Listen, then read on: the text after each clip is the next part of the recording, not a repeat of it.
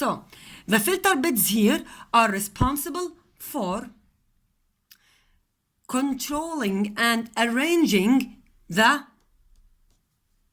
distillating and boiling of different liquids A, B, C, and D. So they are like the guider or the protector that protect the liquids from mixing with each other in the condenser.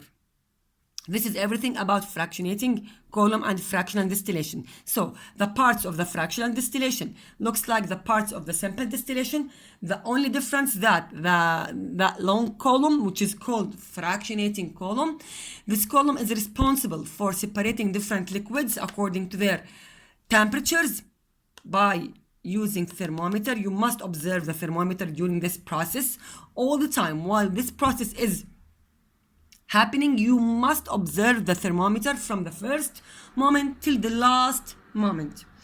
And the only difference is the fractionating column, as we said, and it is used, this method, to separate different components from each other, different liquids from each other, that they have very close boiling points. But simple distillation, I can use it to separate liquids that the difference between the boiling points is very big, like the difference between the boiling point of water and salt, for example, 100 to more than 800. So simple from its name, simple, used to separate two substances only from each other, not more, with a big difference in the boiling point. Here, many substances. Sometimes I can separate 20 or more than this.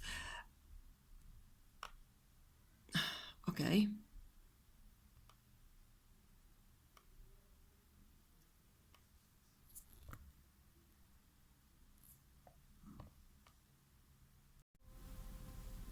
So again, the application of the simple or fractional distillation is separating crude oil, the derivatives of the crude oil or the components of the crude oil. As you know that the petrol or the crude oil made of many derivatives, like the petrol that is used for or the fuel that is used for ships, lorries, airplanes, and cars. Everyone has its own boiling points, but all the boiling points are very close to each other. So I cannot use the simple distillation to separate them from each other. I will use the fractionating column, which is look like the one that you saw it before here. But I can't use a narrow simple or fractional distillation or fractionating column made of glass within a filter beds, because I'm talking about large quantities, sometimes reaches millions of liters per day. So I have to use a big, huge column made of many layers. Each layer is responsible for a specific type of fuel, for condensating a specific type of fuel, and each layer has its own temperature. Sometimes the differences between each layer reaches 2 to 3 only Celsius degrees.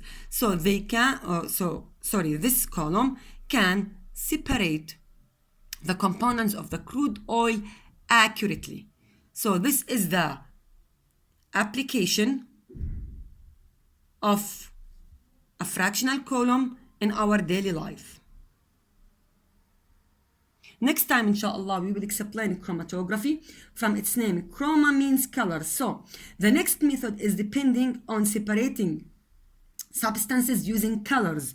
But fractional distillation and fractionating and simple distillation does not or do not depend on colors. So even if the solutions that I want, the liquids that I want to separate them, are colorful or colorless, we don't care about that, because we are caring about temperatures. We are observing the temperature here, even if the solution is colorless and the components inside it also colorless.